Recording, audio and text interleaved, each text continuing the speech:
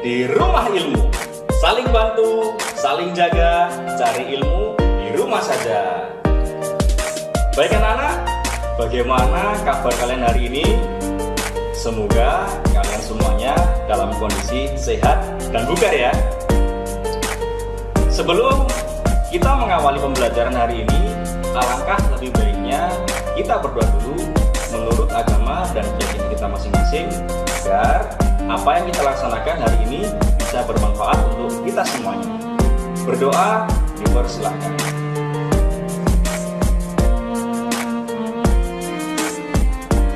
Berdoa selesai. Baik anak-anak, tak lupa di sini Pak Basri selalu mengingatkan tetap patuhi protokol kesehatan dengan menerapkan 3M. Yang pertama, memakai masker saat kalian bepergian atau keluar dari rumah. Dan yang kedua, mencuci tangan ya dengan sabun dan juga dengan air mengalir. Yang ketiga, jangan lupa untuk selalu menjaga jarak minimal 1 meter untuk menghindari kerumunan saat kalian beraktivitas. Tak lupa pula anak-anak ya, ketika kalian melaksanakan aktivitas olahraga, selalu menggunakan pakaian olahraga yang sesuai dan jangan menggunakan masker. Ayo, ada yang tahu kenapa? Iya anak-anak, benar sekali. Karena ketika kalian memakai masker saat berolahraga akan menghambat sirkulasi udara yang akan masuk ke tubuh kita. Baik anak-anak, di sini Pak Basri akan memberikan materi yaitu senam lantai. Untuk itu disiapkan ya buku catatan serta alat tulisnya. Dan jangan lupa di segmen yang terakhir nantinya kalian harus mengumpulkan buku catatan kalian dan juga melakukan praktek senam lantai sesuai dengan arahan yang benar. Baik anak-anak, ada yang tahu senam lantai itu apa? Iya anak-anak, benar sekali. Senam lantai sesuai dengan istilahnya bahwa salah satu rumpun senam yang dilakukan di atas lantai, tentunya menggunakan matras. Ayo, ada yang tahu kenapa harus menggunakan matras? Iya anak-anak, benar sekali. Faktor yang paling utama yang dilakukan ketika senam lantai adalah faktor keselamatan ya, dan juga menghindari dari resiko cedera dari hal-hal yang tidak kita inginkan.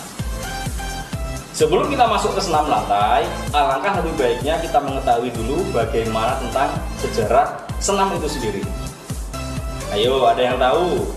Kalian sudah di kelas 9, pasti kelas 7 dulu sudah pernah mendengarkan apa atau bagaimana senam itu bisa masuk ke negara kita.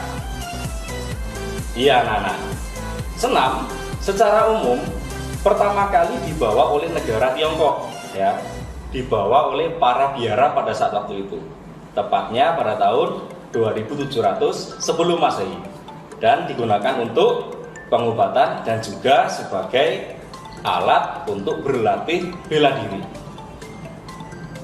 Baik anak-anak, untuk berikutnya, senam bisa masuk ke negara kita itu pada saat masa penjajahan Belanda ya. Tepatnya pada tahun 1912, pada saat waktu itu mata pelajaran PJOK atau penjas orkes pada saat waktu itu secara resmi dimasukkan ke dalam mata pelajaran secara umum. Maka secara otomatis senam secara umum sudah masuk ke Indonesia pada tahun 1912. Ayo, ada yang tahu pada tahun itu apa yang digunakan sistem senamnya? Iya anak-anak, senam pertama kali di Indonesia dikenal dengan sistem Jerman ya.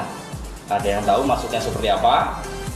Iya anak-anak, sistem Jerman itu lebih menekankan kepada aktivitas yang kaya akan gerak ya.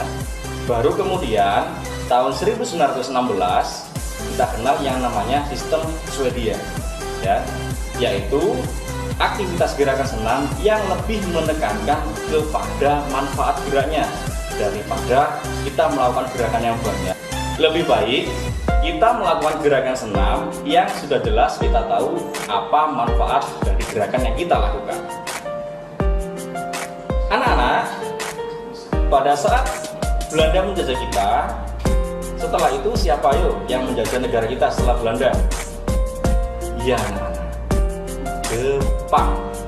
Ya, pada saat waktu itu ketika Jepang menjajah negara kita tidak boleh melakukan aktivitas olahraga. Salah satunya adalah senam. Kenapa? Ada yang tahu, anak-anak?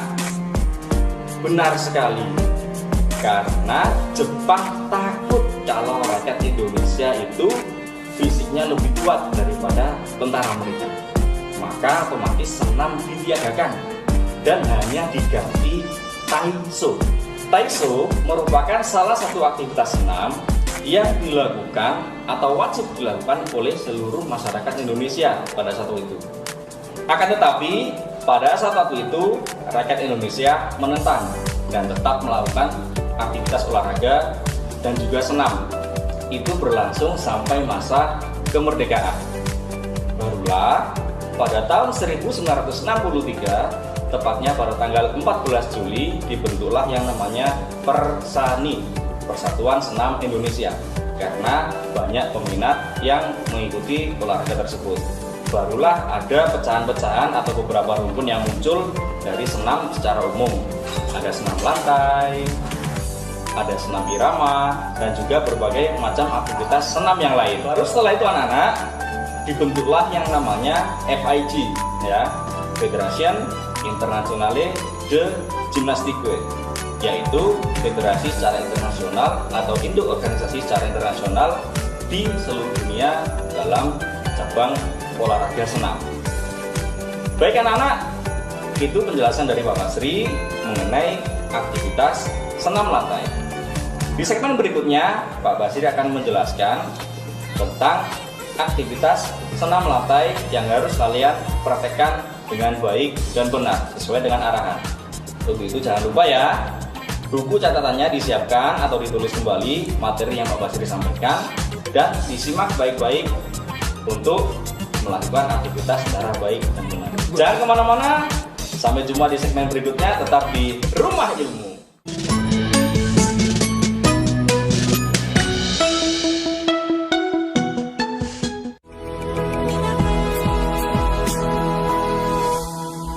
Assalamualaikum warahmatullahi wabarakatuh.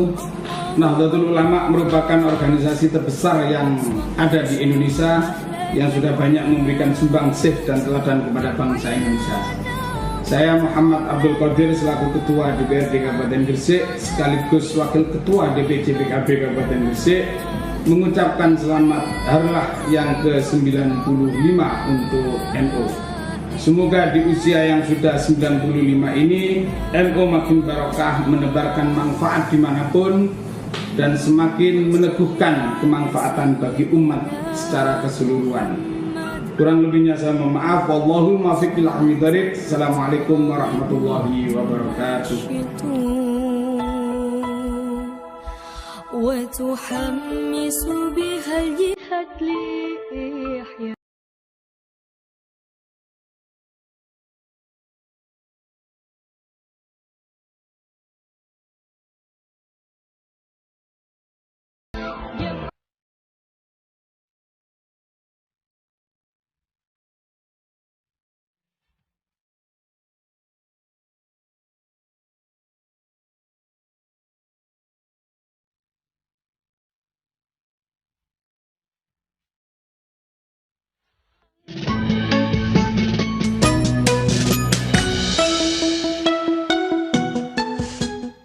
Kembali lagi di Rumah Ilmu. Baik, anak-anak, di segmen yang pertama tadi Pak Basri sudah menjelaskan tentang apa itu senam lantai, kemudian bagaimana sejarah senam secara umum, serta induk organisasi senam yang ada di Indonesia maupun secara internasional, serta tahun berapa didirikan organisasi tersebut. Ayo anak-anak, di segmen yang kedua ini, apakah kalian sudah siap untuk menerima materi praktik dari Pak Basri? Bagus. Jika sudah siap, jangan lupa memakai seragam atau baju olahraga sesuai dengan aturan sekolah kalian masing-masing. Serta disiapkan alas ya atau matras. Jika tidak ada, boleh menggunakan kasur. Untuk apa? Untuk menghindari resiko cedera saat melakukan kegiatan senam lantai. Jangan lupa anak-anak, kalian lakukan pemanasan terlebih dahulu sebelum melakukan aktivitas senam lantai, baik itu pemanasan secara statis maupun dinamis. Baik anak-anak, di segmen kali ini Pak Basri akan menjelaskan atau menerangkan, dan juga Pak Basri akan menayangkan sebuah video praktik yang akan kalian cermati secara bersama tentang lompat harimau. Iya anak-anak, masih ingat atau belum? Apa aktivitas gerakan dasar yang harus kalian pelajari terlebih dahulu sebelum melakukan lompat harimau? Iya anak-anak, benar sekali. Aktivitas atau gerakan roll depan terlebih dahulu yang harus kalian kuasai sebelum melaksanakan atau melakukan latihan lompat harimau. Anak-anak, masih ingat hal apa saja yang harus diperhatikan dalam melaksanakan atau melakukan latihan roll depan? Ayo, tentunya kalian masih mengingatnya karena latihan roll depan sudah pernah kalian pelajari saat kalian di kelas 7. Pak Basri putarkan videonya agar kalian lihat secara bersama bagaimana latihan gerakan roll depan yang baik dan benar. Kita simak sama-sama video berikut ini ya. Untuk gerakan roll depan dimulai dengan kaki lurus rapat, kemudian tangan diarahkan ke depan, dagu di setengah dada, tangan menyentuh matras, kemudian badan dilejutkan ke depan. Dan perlu kalian ingat bahwa bagian tubuh yang pertama kali menyentuh di matras adalah bagian tengkuk. Jadi posisi tangan saat menyentuh matras tidak boleh bergeser karena digunakan untuk menopang berat tubuh sebelum badan roll ke depan.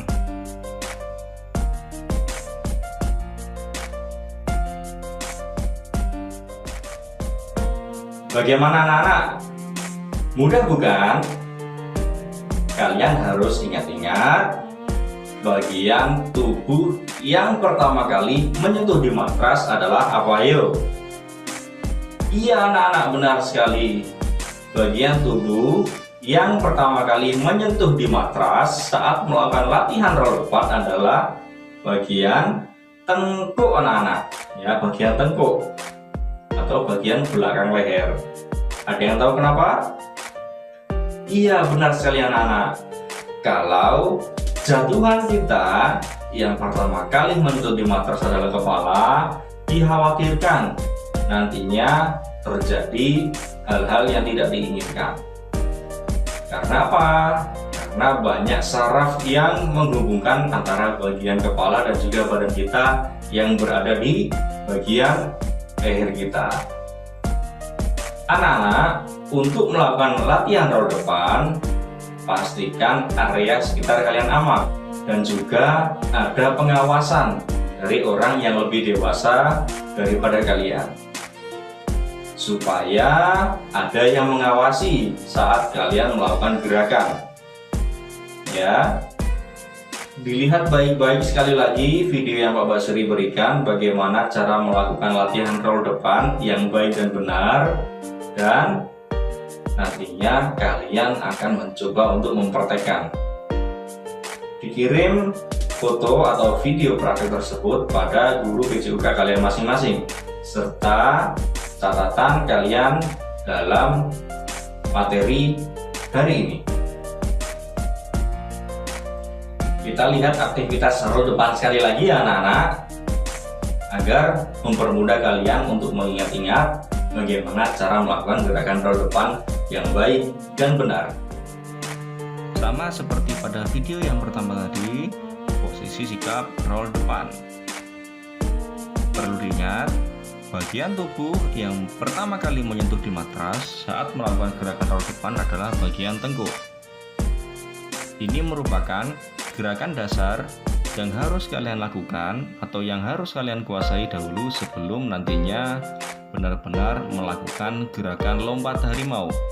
Karena gerakan lompat harimau, gerak dasar yang harus dikuasai adalah gerakan roll depan, agar nantinya mempermudah kalian dalam melakukan gerakan lompat harimau.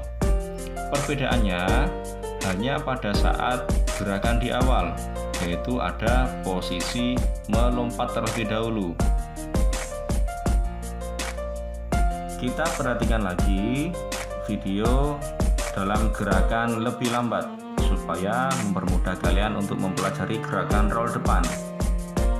Kaki lurus rapat, kemudian tangan diarahkan ke depan untuk bersiap nantinya menyentuh di matras.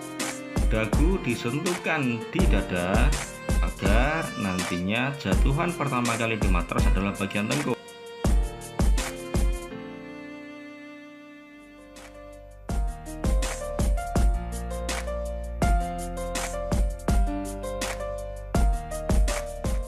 Bagaimana anak-anak?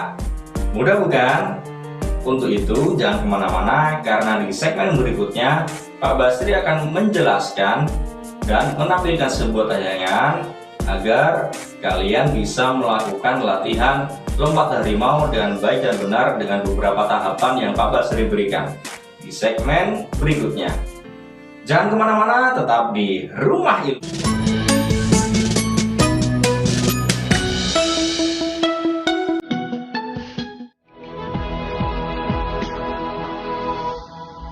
Assalamualaikum warahmatullahi wabarakatuh. Nahdlatul Ulama, organisasi terbesar yang banyak memberikan sumbangsih dan teladan kepada bangsa Indonesia.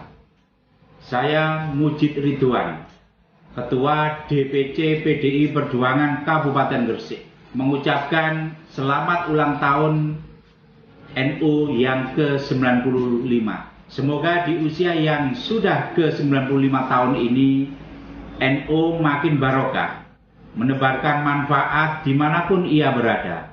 Kiprahnya yang tak diragukan lagi, dapat membuatnya menjadi lebih baik, dan senantiasa menjaga NKRI.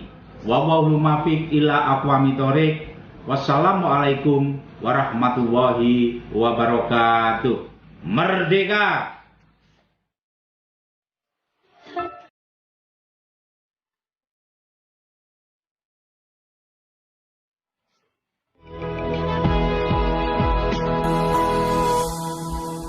Assalamualaikum warahmatullahi wabarakatuh.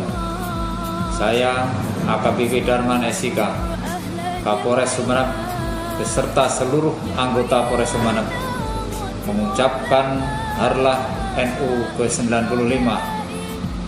NU adalah organisasi Islam terbesar di Indonesia yang membawa Ahlus Sunnah wal Jamaah, berkomitmen meneguhkan kebangsaan dan membawa kedamaian.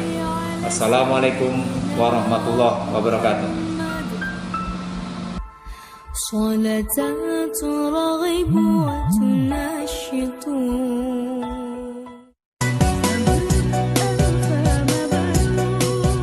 Assalamualaikum warahmatullahi wabarakatuh. Alhamdulillah, sungguh merupakan satu kebahagiaan tersendiri. Hari-hari ini TV 9, TV-nya orang NU, berusia 11 tahun. Satu usia yang meskipun relatif masih muda, tetapi kiprahnya sungguh sangat bermakna, khususnya di dalam menyebarkan, menyemai nilai-nilai Ahlus Sunnah wal Jamaah An-Nahdliyah. Teruslah berkembang TV 9 Tantangan panjenengan sungguh sangat luar biasa, terutama di dalam menghadapi transformasi digital. Tanpa melalui transformasi digital, saya yakin kita akan susah untuk berkembang. Tetapi saya punya keyakinan yang kuat, seluruh kawan-kawan yang ada di TV9 mampu melakukan transformasi digital itu. Untuk siapa? Untuk keluarga besar NU yang sekarang mayoritas adalah generasi digital native, dan untuk bangsa Indonesia yang mayoritas pun juga sama, yaitu kawan-kawan milenial, kawan-kawan digital native.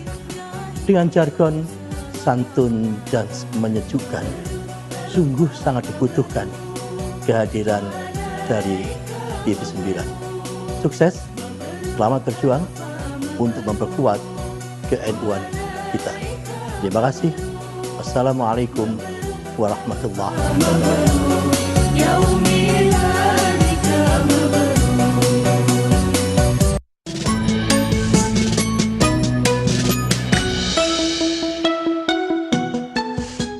Kembali lagi di Rumah Ilmu. Di segmen kali ini, Pak Basri akan menjelaskan dan menampilkan video yang akan kalian lihat secara sesama bagaimana tahapan-tahapan dalam melakukan latihan gerakan lompat harimau. Tapi anak-anak, Pak Basri ingatkan kembali, dalam melakukan gerakan senam lantai harus ada orang yang lebih dewasa untuk mengawasi kalian. Ya, kemudian wajib atau harus ada matras sebagai alas. Jika tidak ada, boleh menggunakan kasur. Dan jangan lupa pemanasan terlebih dahulu sebelum melaksanakan aktivitas senam lantai. Baik anak-anak, sudah siap untuk menerima materi berikutnya dari Pak Basri tentang bagaimana cara melakukan latihan gerakan atau tahapan-tahapan dalam melakukan latihan lompat harimau. Ayo anak-anak, ada yang tahu apa perbedaan roll depan dengan lompat harimau? Iya anak-anak, benar sekali. Jika dalam melakukan roll depan, tumpuan tangan langsung menyentuh kepada matras, ya, bersamaan dengan kaki, ya. Jadi kaki terlebih dahulu menyentuh matras, kemudian tangan menyentuh matras secara bersamaan, dan tidak ada lompatan. Akan tetapi saat melakukan gerakan lompat harimau, ketika ada lompatan, maka otomatis kaki sudah terangkat dan tangan siap untuk menopang badan, ya. Kalau di roll depan, tumpuan tangan kita dekat dengan badan. Sedangkan di lompat harimau, karena ada aktivitas lompatnya, maka otomatis tumpuan tangan kita juga jaraknya lebih jauh, ya. Untuk itu anak-anak, disimak secara baik dan benar video penayangan dari Pak Basri tentang aktivitas latihan gerakan lompat harimau berikut ini. Seperti di latihan di sesi sebelumnya, kita lakukan dulu roll depan dengan posisi siap, kemudian tangan diluruskan, dagu disentuhkan dada, kemudian tangan diarahkan ke matras, baru kemudian badan digulingkan ke depan dengan posisi satuan adalah tengkuk. Bisa kita tambahkan dengan rintangan di depan kita supaya bisa memulai awalan dengan lompatan, ya. Bisa kita menggunakan kardus sebagai rintangan yang pertama. Rintangan yang pertama kita posisikan kardus mendatar supaya kita bisa memulai untuk melakukan lompatan kecil. Untuk berikutnya, kardus bisa kita arahkan lebih tinggi lagi. Pada tahap kedua ini, lompatan diharapkan mulai membaik. Bisa kita lihat sekali lagi dalam gerak lambat. Posisi seperti roll depan, akan tetapi ada gerak lompat sebagai awalan. Untuk berikutnya, tahap yang terakhir, kardus kita posisikan dengan posisi berdiri agar lompatan kita mengarah semakin jauh. Bisa diperhatikan video sekali lagi. Kardus kita arahkan atau kita posisikan tinggi, kemudian dengan awalan lompat. Tahap seperti ini barulah dinamakan lompat harimau.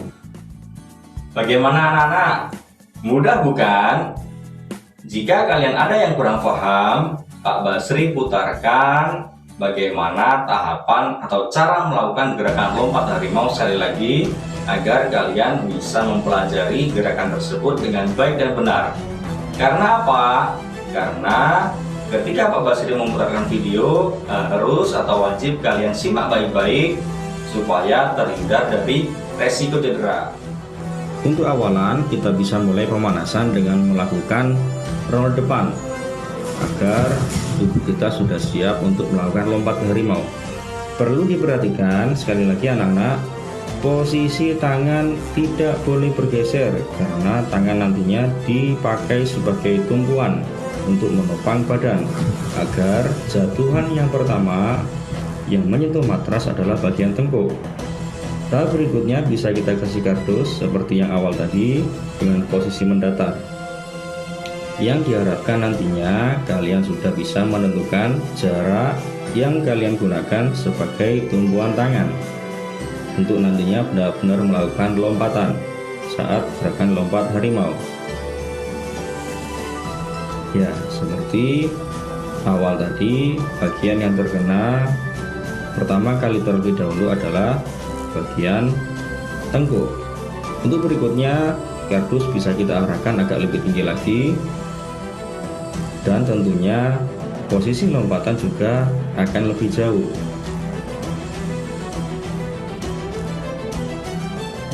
Dilihat anak-anak video gerakan lambatnya, ada gerakan lompatan meskipun tanpa diawali dengan langkah atau lari kecil terlebih dahulu. Di sini sudah tahap akhir ketika posisi kardus sudah diposisikan berdiri, maka secara otomatis arah lompatan juga pasti akan semakin jauh karena ada gerakan awalan yaitu melompat.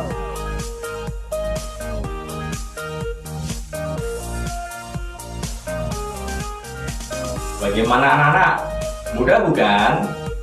Perlu Pak Basri ingatkan sekali lagi bahwa saat kalian melakukan gerakan lompat harimau, jangan ragu ya. Sekali lagi, jangan ragu. Karena kalau kalian ragu, pasti tumpuan tangan kalian juga bergeser ya. Konsep lompat harimau juga sama dengan konsep roll depan. Bedanya hanya di lompatan, tapi tumpuan tangan tidak boleh bergeser. Baik anak-anak, itu saja pembelajaran dari Pak Basri hari ini. Tetap patuhi protokol kesehatan dan juga ingat-ingat saat melaksanakan aktivitas olahraga disarankan kalian tidak mengenakan masker karena akan menghambat sirkulasi udara yang akan masuk ke tubuh kalian, serta selalu menggunakan pakaian olahraga yang tepat saat melaksanakan aktivitas olahraga. Jangan lupa tugasnya hari ini dikumpulkan di guru juga kalian masing-masing ya, baik berupa catatan maupun foto kolase dan juga video saat kalian melakukan pembelajaran senam lantai. Sekian pembelajaran hari ini, sampai jumpa di pertemuan berikutnya. Tetap di Rumah Ilmu, saling bantu, saling jaga, cari ilmu di rumah saja. Dadah.